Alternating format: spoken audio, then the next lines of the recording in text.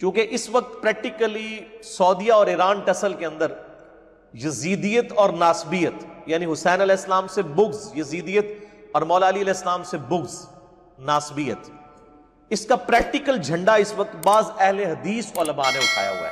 سارے اہل حدیث کی نہیں بات کر رہا، بعض تو ماشاءاللہ پھر انہوں نے ناسبیت کا رد کیا ہے. تو میں اس لیے اہل حدیث علماء کے 3 ریفرنسز سے آغاز کروں گا. پہلا ریفرنس ہے میرے بھائیو شرح صحیح مسلم اہل حدیث کی، علامہ وحید الزمان.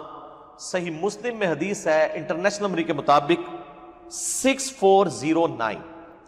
اچھا، اس حدیث کی شرح میں صحیح مسلم 6409 میں آپ ذرا ورڈ بائی ورڈ اہل حدیث عالم علامہ وحید الزمان کے کومنٹس اور اہل حدیث ہی چھاپ رہے ہیں، یہ ذرا سنیں.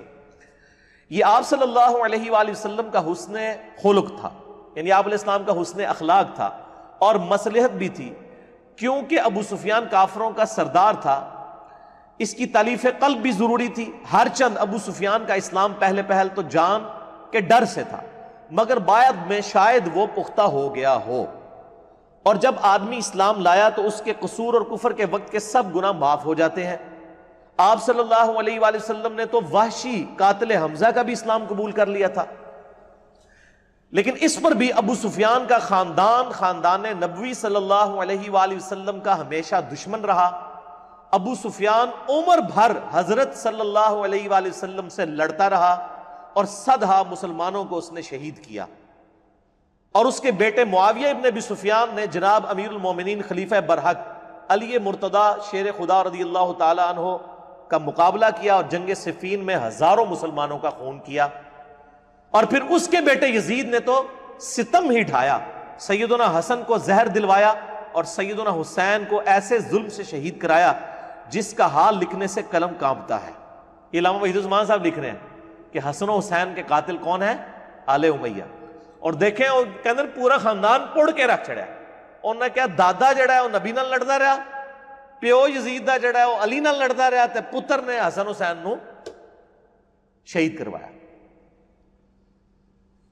جس کا حال لکھنے سے قلم کانپتا ہے. پھر یزید کے بعد سارے خلفائے بنو امیہ سوائے عمر بن عبدالعزیز کے خاندان نبوی کے دشمن ہی رہے اور ہمیشہ درپے ایذا ہی رہے، اور دنیا ادنا کے واسطے اپنی آخرت کو تباہ کرتے رہے. لا حول ولا قوت الا باللہ، یہ انہوں نے لکھا ہے صاحب. تو بس میرے خیال ہے اس پہ مجھے مزید کوئی کمنٹس دینے کی ضرورت نہیں ہے. دوسرا ریفرنس بھی علامہ وحید الزمان صاحب کا صحیح مسلم میں ایک حدیث ہے انٹرنیشنل نمبر کے مطابق 5976 اور 5977، اور یہ بخاری میں بھی اس کا کچھ حصہ ہے کہ نبی علیہ السلام نے اپنی وفات سے 1 مہینہ پہلے خطبہ دیا اور فرمایا مجھے یہ ڈر نہیں کہ تم میرے بعد مشرک ہو جاؤ، البتہ مجھے ڈر ہے کہ دنیا کی محبت تم پر غالب آ جائے گی، دنیا کے خزانے تم پر اللہ کی طرف سے کھول دیے جائیں گے، اور پھر تم دنیا کی محبت میں ایک دوسرے کو قتل کرو گے جس طرح اگلی امتوں نے کیا، اور تم بھی تباہ و برباد ہو جاؤ گے جس طرح اگلی امتیں تباہ و برباد ہو. اب یہ بڑی سخت حدیث تھی. اس حدیث پہ کامنٹس کر رہے ہیں علامہ وحید الزمان صحیح مسلم انٹرنیشنل نمبر کے مطابق 5976 اور 5977. اس کے فٹ نوٹ پر لکھتے ہیں ورڈ بائی ورڈ، اور دنیا کے واسطے آخرت کا خیال چھوڑ دو گے. مسلمانوں نے حضرت صلی اللہ علیہ وآلہ وسلم کے چند روز بعد ہی یہ ایسے کام شروع کر دیے اور آپس میں پھوٹ کی بنا ڈال دی، یعنی پھوٹ کی بنیاد ڈالی. معاویہ حضرت علی سے لڑے اور یزید نے خاندان نبوت کو تباہ کیا. یہ اہل حدیث آ گئے. یہ تو جب سے انڈیا اور یہ جو سعودیہ اور ایران کی ٹسل شروع ہوئی ہے نا، تو یہ تھوڑے اہل حدیث اس طرف گئے ہیں، ورنہ پرانے اہل حدیث جتنے بڑے محب اہل بیت ہیں، نہ بریلوی ہیں نہ دیوبندی ہیں.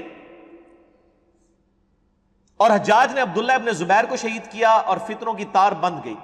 اس روز سے آج تک مسلمانوں کا وہی حال ہے کہ کسی ایک خلیفہ پر سب اکٹھے نہیں ہو سکے. آخر کافر موقع پا کر ان پر غالب ہوئے اور ان کی قوت کو خاک میں ملا دیا. وَلِعَوْذُ بِاللَّهِ تعالی.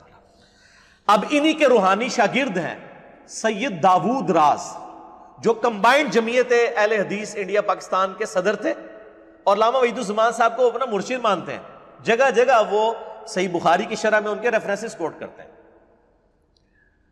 انہوں نے صحیح بخاری کی شرح جو 8 جلدوں میں موجود ہے، اس میں بخاری کی شرح میں 4359 نمبر حدیث ہے بخاری کی. اس کی شرح کرتے ہوئے کیا لکھتے ہیں؟ یہ بخاری کی حدیث ہے کہ جریر ابن عبداللہ رضی اللہ تعالیٰ عنہ یمن کے سفر پہ تھے اور اسی دوران نبی الاسلام کے پیچھے ڈیتھ ہو گئی اور حضرت ابوبکر کو خلیفہ چن لیا گیا، اور ابھی یہ مدینہ شریف آئے نہیں تھے، تو راستے میں ان کی ملاقات ذو امر نامی ایک شخص سے ہوئی جس تک آلریڈی نبی علیہ السلام کی وفات کی خبر پہنچ چکی تھی۔ وہ بڑا جہاندیدہ بندہ تھا، اس کے پاس یعنی علم بھی تھا۔ انہوں نے بڑے حسن سلوک کے ساتھ اس کے ساتھ معاملہ کیا، تو جاتے جاتے اس نے ان کو ایک نصیحت کی جو بخاری میں 4359 نمبر حدیث کے اندر امام بخاری نے نقل کی ہے۔ وہ شخص کہتا ہے کہ چونکہ تم نے مجھ پر احسان کیا ہے، میں تمہیں ایک بات بتاؤں گا کہ تم اہل عرب اس وقت تک خیر و بھلائی کے ساتھ رہو گے جب تک تمہارا طرز عمل یہ ہوگا کہ جب تمہارا کوئی امیر وفات پا جائے تو تم اپنا کوئی اور امیر مقرر کر لو، لیکن جب امارت کے لیے تلوار تک بات پہنچ جائے گی تو تمہارے امیر بادشاہ بن جائیں گے، وہ بادشاہوں کی طرح غصہ ہوا کریں گے اور انہی کی طرح خوش ہوا کریں گے۔ یعنی جب خلافت ختم ہوگی اور ملوکیت آئے گی پھر وہ دنیا دار بادشاہ ہوں گے۔ یہ بخاری کے الفاظ ہیں۔ کانت بالسیف کانوا ملوکا یغضبون غضب الملوک ویرضون رضا الملوک۔ اس پہ حدیث مکمل ہوئی ہے۔ اس کی شرح میں سید داود راز کیا لکھتے ہیں؟ ذو امر کی آخری نصیحت جو یہاں مذکور ہے وہ بالکل ٹھیک ثابت ہوئی۔ خلفائے راشدین یعنی ابوبکر، عمر، عثمان و علی کے زمانے تک خلافت مسلمانوں کے مشورے اور صلاح سے ہوتی تھی۔ اس دور کے بعد کسرا اور قیصر کی طرح یعنی رومن اور پرشین امپائر کے ہیڈ جس طرح اپنے بچوں کو خلیفہ بناتے تھے، ان کی طرح طاقت کے بل پر بادشاہ بننے لگے اور مسلمانوں کا شرازہ منتشر ہو گیا۔ معاویہ نے جب خلافت یزید کا اعلان کیا تو کئی بابصیرت صحابہ نے ان کو صاف کہہ دیا تھا کہ آپ سنت رسول کو چھوڑ کر کسرا اور قیصر کی سنت کو زندہ کر رہے ہیں۔ یہ بخاری میں ہے 4827 نمبر، میں نے اپنے پمفلٹ میں ساری حدیثیں ڈالی ہیں، آپ کو تعارف بھی کروا دوں گا۔ یہ داؤد راز لکھ رہے ہیں کہ قیصر و کسرا کی جو طریقہ تھا ان کو کس نے زندہ کیا۔ بہرحال اسلامی خلافت کی بنیاد امرہم شورا بینہم پر ہے، جس کو ترقی دے کر آج کی جمہوریت لائی گئی ہے۔ اگرچہ اس جمہوریت میں بہت خرابیاں ہیں تاہم شورا کی ایک ادنا جھلک ہے، اور میرا بھی یہی موقف ہے کہ جو اسلامک ڈیموکریسی ہے یہ خلفائے راشدین کی ایک ماڈرن فارم ہے خلافت راشدہ کی، اور یہ دیکھ لیں سید داؤد راز صاحب نے بھی یہی لکھا ہوا ہے۔ الحمدللہ یہ 3 ریفرنسز تھے اہل حدیث علماء کے۔